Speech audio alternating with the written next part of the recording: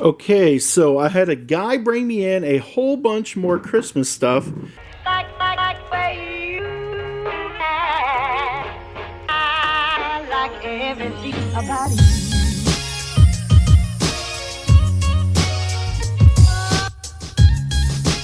I've got all of this Christmas here, all these Christmas decorations. I don't know what I was trying to say there. I got all of these Christmas decorations. I picked up this coat here, and it's absolutely gorgeous. I love it. It's got this nice little diamond pattern inside of it. I'm not exactly sure what it's made out of. I cannot find a maker's mark on it anywhere, a tag or anything. It looks like it could have been handmade. It's absolutely gorgeous. It is a fantastic jacket. Love it. I think it'll sell pretty good. That'll go on eBay. The next item that I got here, let me show you this. The next item that I have here is this large London Fog. It's a 46 long trench coat. Showing you my gut. 46 long trench coat, and it's a really nice jacket, really nice little trench. I think I'll do okay with it too. I do really well with London Fog trench coats, especially the bigger ones. A lot of lawyers and stuff like that will buy them. And I've got this other wool pea coat or trench coat here, and let's see who it's made by. Holy crap! This is made by, this is a Christian Dior. I didn't even check these out when the guy brought them in. I just said, I'll take them. This is a Christian Dior wool pea coat. This is absolutely, this is probably a fairly vintage jacket. It's absolutely nice. What do you think about that? Let me see if I can show you guys here. Right there. Christian Dior. Christian Dior, Monseigneur, Paris, New York. Now that's a pretty good pickup. I paid $40 for all these. What do you think about that? That's on par probably with the Pendleton, that Native American Pendleton jacket that I got. So that's crazy. Man, that's an awesome pickup. So I went to the basement earlier and I found this huge Christmas tree down there. I knew it was down there, but I didn't realize how tall it was. So I brought it upstairs and I've got a bunch of Christmas ornaments that came in from that purchase that I made earlier. I wanted to, I think I'm going to decorate another tree. I got to fluff it out a little bit more there at the top. Paul's here. He says he's going to climb the ladder and do all the fluffing for me because he says he likes to, he says he likes to be Santa's helper. But I've moved all of those crates over there out of the way, so all of that's got to find a new home. And I'm not exactly sure. I'm thinking that I might stack them like right here by the door. But I've only got $7 a piece on them crates. I can't believe they're not. I believe they're not selling. But they're handmade. Really cool. What do you guys think? Would you buy those crates? Would you? Do you think $7 a piece for a crate like that's too much? Okay, so this is the tree pretty much. I've just got some bulbs on it. And I did put the Christmas tree wreaths on here, the Christmas tree farm. We got the sleigh ride leaf. I did put the Mickey lights down the side here. Got my little doggy right there. Need to change that because it ain't 0 days till Christmas. And then I have the joy wreath over here. And I plugged it into the ceiling and dropped it in over there. So it worked out pretty good. This is a little Christmas tree here I have with a ton of little wooden ornaments on there. They're really cute. I'm going to sell them like 50 cents a piece. People can come in and buy as many as they want. This tree here is just for decoration mainly. It's not really for sale because it's just tall and fits really well in the store. So we got the little flashing light on there. Looks like it's kind of got the mean lean to it. I'm not sure.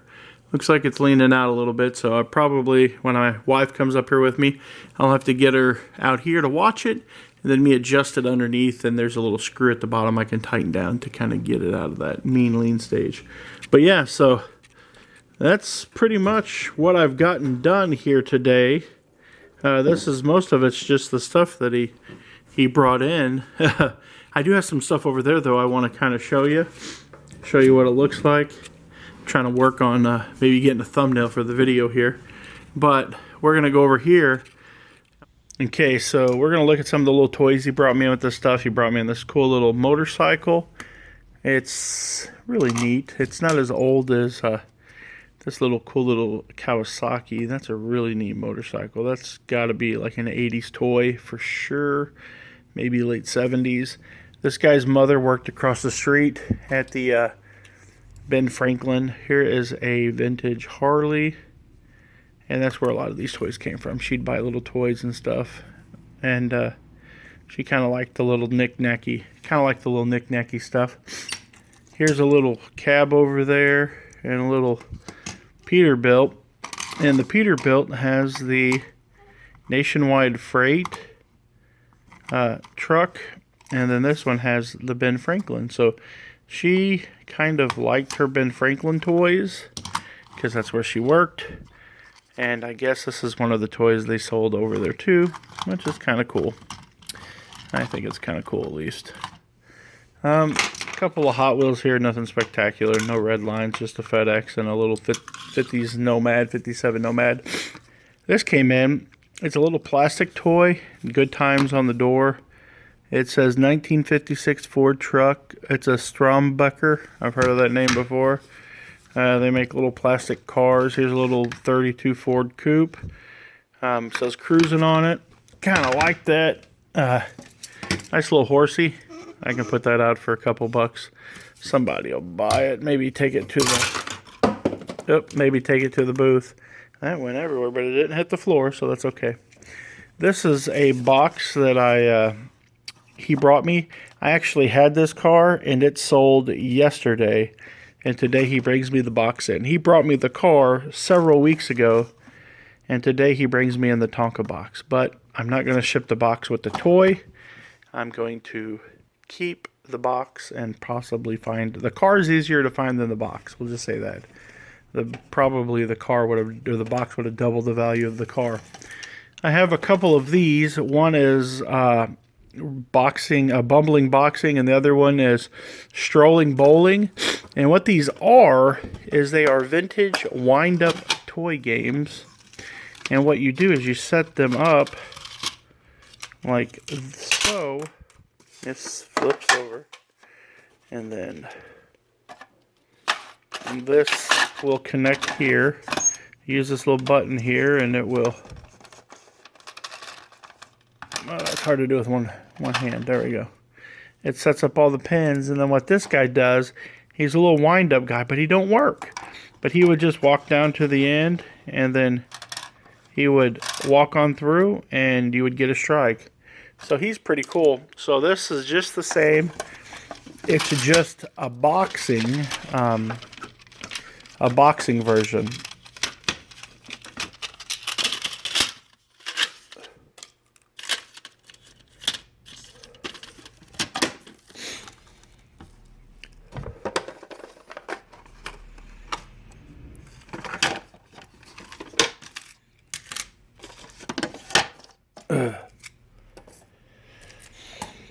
Yep, and right here we have the boxing version that I was telling you about. We've got the little blonde-haired guy and the little brown-haired guy, and you wind them up, and they would just walk towards each other, and they would just box. So kind of cheap toys for back in the day, but they are freaking cool. I don't know about you, but I absolutely love them. And then the last item that he brought in is this handmade crocheted Pabst Blue Ribbon hat. So that's pretty crazy. Somebody put a lot of effort into that.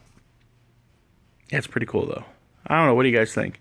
You like that? If you do, give the video a thumbs up for the Pabst Blue Ribbon hat. Be sure you subscribe to the channel. Watch all of our videos, right guys? Yeah! Yay! Have a good night. God bless. I like everything about it.